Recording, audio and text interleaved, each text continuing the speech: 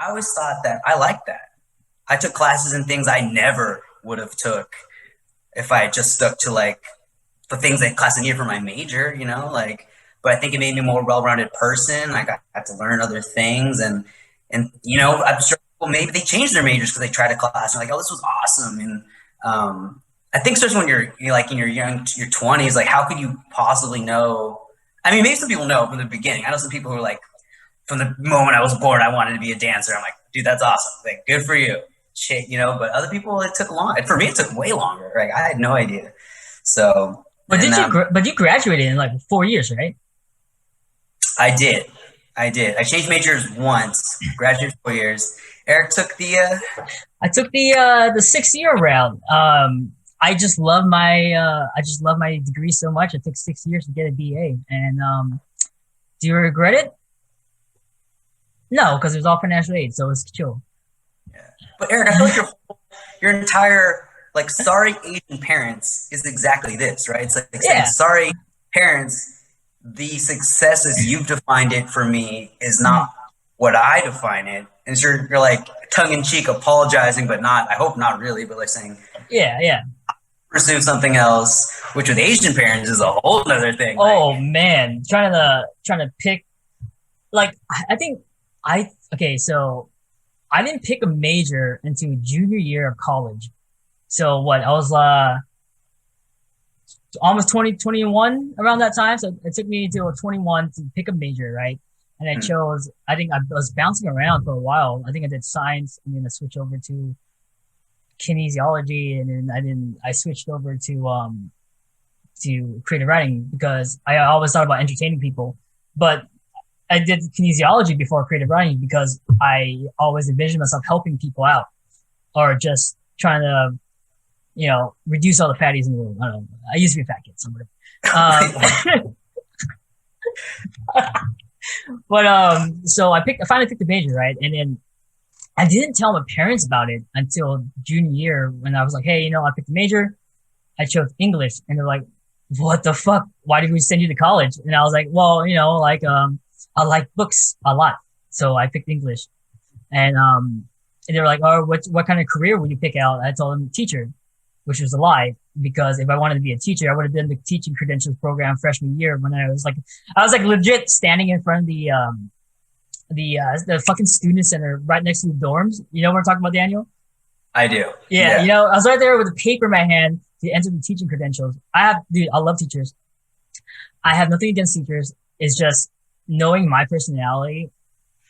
There was no way I was going to become a person in charge of kids after some of the things I've said and did online. So I was like, probably not going to be a teacher. So I chose out not to do that. But I knew I wanted to do something within a creative avenue.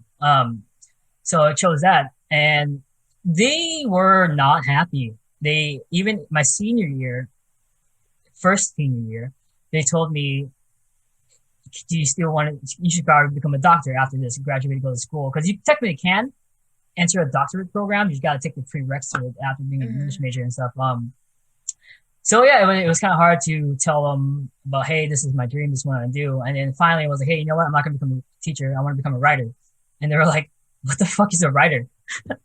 They were like, oh, for newspapers? Like, yeah, sure, for newspapers. And then slowly after a while, I don't know if they kind of gave up, but then it just became easier and I graduated and they couldn't do anything at that point. It was too late. 6 years has gone by and then they had to face the facts that I was a creative writing major. Funny thing is too, like I was also in the fraternity for 6 years of, you know, 6 years of my college years. It's Oh, solid 6 years. Oh yeah, Um, and the first 2 years I couldn't afford it. Actually, the first year I couldn't afford it because I didn't work. So I told my parents that this fraternity was a club for future teachers of America. And then they paid my dues. like a here. Yeah, Nice. yeah. I told them Pi Kappa Phi was a future teachers of America. And then they bought it until I got a job and I didn't have to tell them shit anymore. I mean, it's hard, especially because your parents are technically like was first generation, right? Mm-hmm. It's Immigrants, different. yeah. Yeah, it's Like different. I don't know if we're saying names or not, but you remember Jared, right? Yeah. Yeah. Jared's parents straight up told him, "You're gonna be a doctor, and if you are not, we're not paying for your school." Like straight up, like you have two options: you can pay for it yourself and then do whatever you want. But if we're paying for it or even part of it, you're gonna be like a bio major. You're gonna take all the pre-med recs and you're gonna be a doctor. Like he had no, like for him, this choice was made, kind of, and it worked out. You know, he is a very successful doctor now. But yeah, dude, traditional careers or traditional majors do generate a lot of revenue. Like for the writers, technical professional writing, that is the best major for people to go through to generate revenue straight out of college. But technical, I don't know that much about it, but you're writing like manuals and instruction booklets. Is that what I don't really know? It's you ever been to IKEA? Yeah. You're writing IKEA. You're Swedish at that point. See, that's not going all in. Like Bukowski's saying, like go for it. If you want to be a write creative things, do that. But don't like write how to build an ottoman and think you're, you know what I mean? Like pay the bills. Don't get me wrong. You know, pay your bills, but like go all in. You know, write that book they want. I always think it's interesting because, like, Daniel, you're half Asian, so you're kind of almost there. Yeah.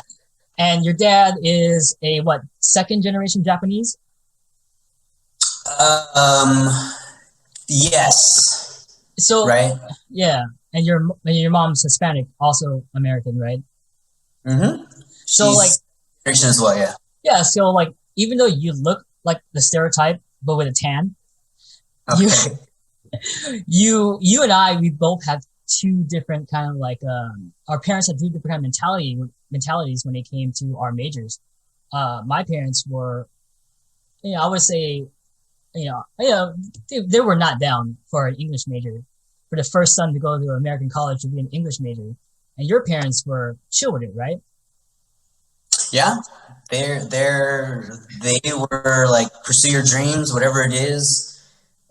You tell us, and we'll help you make it happen. So support was great, no question about it. I think because for them it wasn't even an option. Like when they were growing up, they were so poor that even going to college at all was like an accomplishment. You know, what you majored in at that point was almost like it's your choice, but just get there, get the degree at least. And so, yeah. Hey man, it worked out for you. You're working for a major tech company, and you have a house, which is pretty nice. And abs. Don't forget about your abs. Don't let that slip you by, bro. I've seen it. You know what? Chubby over quarantine, or not even everything shut down and starting to rain. So damn, are you sure? Because your jawline almost cut my screen here, man. It's too sharp. But meal prepping helps for sure. Meal prepping helps, but Eric, all your bromances, like every conversation I have with you with like other people in it, you're just hitting on some dude. That's pretty standard. It's pretty standard. So are you telling me that there's others? Is he cheating on me? Is that what's happening? Hey man, as long as you don't They came before you, so if anything, he's cheating on them with you. As long as you don't cross eyes during a devil's tango, it's okay. That's what's on the side. But what we're talking about, something. Oh yeah, so it was hard for me to really go all in when I felt like I didn't really have the support that I needed. And growing up in Visalia, it was a totally different environment. The most famous quote that I remember my friends telling me was, "Reading is for losers." He didn't use the word losers, but it was something else. It was like, I remember that so vividly, like being at a young age, because, we grew up in a kind of like a, really masculine area. My group was pretty we don't read, reading's for losers. We drink, we party, we try to get manly jobs, and education and literature was not part of it. Like I didn't actually even start reading until, freshman year of college for fun. Everything I had to read was always, school. School was the only reason why I read, unless it's like Zanga posts or Okay, MySpace posts. I'm But curious. So, because Laura, you're from there too, right? You guys graduated like the same year. Yeah, we're the same age. Okay. Do you guys have the same experience with that, or is that like an Eric and his friends thing, or was it kind of all of Visalia kind of like Okay, that way? well, I was a weird one. Like I think to be fair, I think there's a lot of privilege in some of my experience. Like I was definitely in my own nerdy bubble. I feel like I was just such a dork. And then when I was in like junior high, I think Eric, we were both Green Acres kids, right? yeah, Green Acres. Yeah, we went to the same junior high too. And like and so like our schools, like where we were at in the city, it was a really interesting mix. We definitely went to the older schools. So like we were on the north side of town, and it was really like an interesting mix class wise, like for sure a lot of variety. And like I didn't realize how unique some of our experiences was. Like I'm really grateful for like the mix that we did have, because like in my mind I thought everyone had this kind of mix of like different races and different classes and different like groups all together. And I later realized that that was not the case, but it was not until I got a little older and started realizing that other schools did not have the same variety. Yeah, like it, I don't know, like my mom, like, so my parents were divorced when I was younger, and we didn't have a lot of money growing up. And like we just my mom, but at the same time we never wanted for anything. Like they really really did do, like, I'm very appreciative of like my upbringing, but my mom had this theory that like if we were too busy we couldn't get into trouble, which didn't technically ring true for like my brother. He always made time, but like I was enough of a nerd that I just like, I don't know, I was like a 4-H'er, and I did like cheer and dance and band geeking and like just all these like little like stupid things. So like I eventually like went to parties and stuff, and I like had some fun and got into some trouble, but like I feel like even with my closest friends they were always like surprised when I was there. Like so it was a mix. But like the reading thing's really interesting because like my dad growing up, like my mom started us young and she got us into like I she read us like Lord of the Flies and all these like random books and Animal House and all these weird ones when we were really young. And so like I got exposed to stuff younger. But then my dad really tried to force reading on us, and he kept trying to force like these books that we weren't into. And like, you know, it kind of like made it this chore, and you already had it for school. And I got like I had some like honor, I like tried not to take certain classes, just it was just a very intense thing. And so there was a while where I definitely did not like reading. And it wasn't until I got like in my teen years or whatever and I started like discovering it on my own and realizing like, oh, I can read other things that like, Yeah. you know, I'm into. And like that was totally a game changer. And then same with like finding that balance of like the nerdy stuff and the fun trouble stuff, and like getting into like a little trouble is good and a little bit of nerd stuff is good, but like too into either side, you know. Like I feel like for me my entire life has just been trying to find a balance of like whatever that is, so many different things, but like just trying to find that balance, because like it's so easy to get sucked into the stuff that like is too much trouble and becomes unhealthy for you, or it's too much like too like not enough trouble, and then you become like, you know, that what's that stupid saying from one of those like kid books, like whatever like makes, what is it, something like too much of something makes somebody a dull boy, like I don't know, whatever, it's just you know. You mean Something with Jack or something like too Yeah, much. yeah, it's something. Yeah, Jack makes dull not boy. too much work and not enough play Makes makes like Jack Jackie a little. makes Jack a dull boy. Yeah, Yes, I like think I it feel like like I stand by that. Like I feel like it's a balance, you know. Like I don't think, and I think it's hard.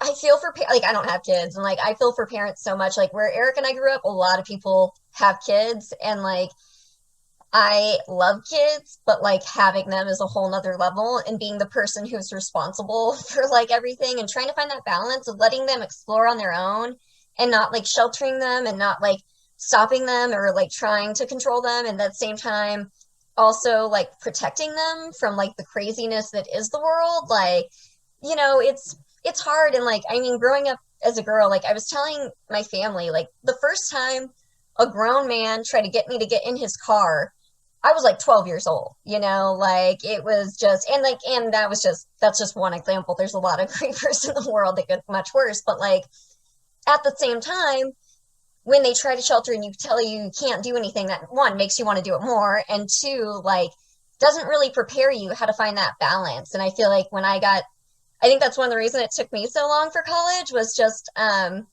when I first went out in the world, like I did not know what to do with myself. I was just like free at last. And it just want to get the fuck out of Visalia, man.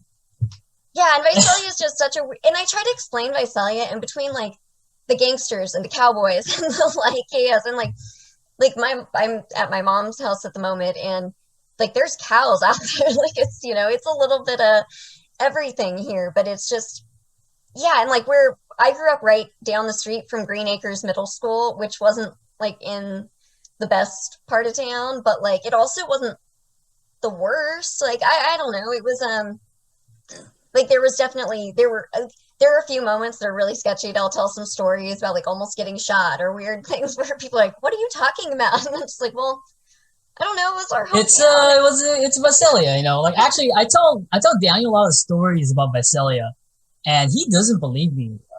Right? Well, yeah. And you guys both went to San Francisco State too. Yeah, we met each other junior year, officially. Eric's like fourth junior year, but yeah. Yeah, my fourth junior year. But we're the same age. We all graduated in 07.